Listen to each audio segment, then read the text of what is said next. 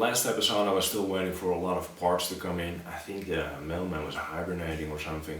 They finally arrived. I was waiting for some servos, a receiver, kill switch, a different engine. This whole episode will be about the electronic setup that I made in this car. I made a few, I think, pretty cool alterations compared to stock.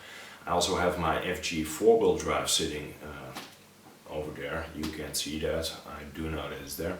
So what I'll do, I'll put that car on the table. I'll show you the standard servo setup, and after that I'll take you over this one, show you what I changed out compared to stock.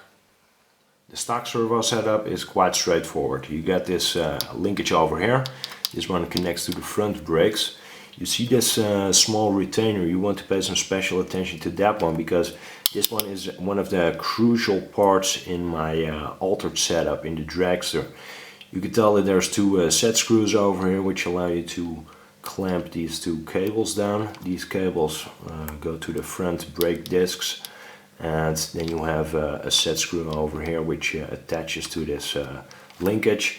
The linkage connects to the servo over here, and the linkage that you see on this end connects to the rear brakes, meaning that when the servo pulls you get full lock on all four wheels. The other linkage that you can see going over here goes to the throttle, which means that you throttle the car, moving the servo that way. And then if you want to brake it, this spring prevents any interference with the link to the carburetor. You'll be able to notice straight away the biggest difference in this setup over here in the Dragster is this extra servo. I ordered an extra servo mount, drilled 2 holes in the chassis, mounted it, and I hooked it up to the 4th channel of my Futaba 4PL radio. What it does, I made a mechanical override system for the front brake setup. So by pulling these front brakes over here, I still got all the liberty to do with the other servo, to do whatever I want. It's not hooked up to this rear brake linkage, so it means that I only have the brake pressure on my front wheels and I can still throttle the engine. I think the best way to show what I actually did is to hook up a battery, turn on my radio and show you what it actually does. I hooked up the battery. One of the first things that I want to point out, this blue LED over here. In the radio box I put it's a Killer B or a Super B, I'm not sure, one of the two. it's made by Killer RC. It's a kill switch for the engine. As a wise man once said, I think this is from a movie, with great power comes great responsibility. Make sure you put one of those in. In case you lose the connection between your radio and your receiver, it will shut off the engine. If your receiver battery level drops too low, it will shut it off. Or if you just want to manually shut off the engine by pushing a button on your radio, you can do that as well. Safety first, install one of those if you run a 5th scale car or 6th scale car. Any car with a gas engine in it.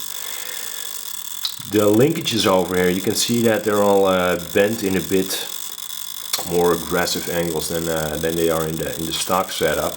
All that is done to make sure that nothing interferes. I got an extra servo to account for. That servo will apply the pressure to the front brakes like I'm showing right now. And I still want to be able to full throttle the engine, which I can, as you can see. And then when I fully throttle it, I turn off those front brakes and I should be off to a flying start with the BurnOut.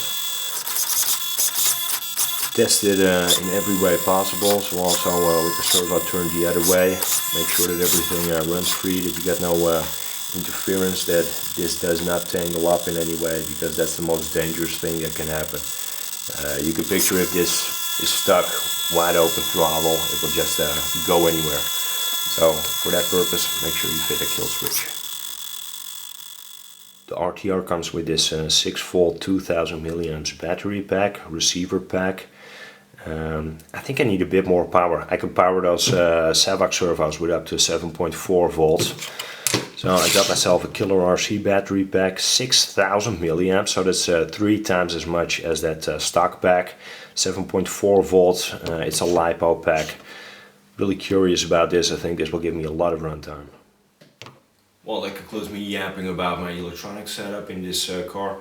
If you want to be a bit ahead of what's happening over here on YouTube, make sure you join the HemiStorm Products Facebook page. There's a link in the description box below. If you like the video, please give it a thumbs up. That's very much appreciated, as is hitting the subscribe button. Hope to see you around. Next episode will be about this engine. For those who pay close attention, this is not the stock engine. I will tell you everything about this engine in the next video, and after that we'll finally be able to take this car out and take it for a run, see what it does.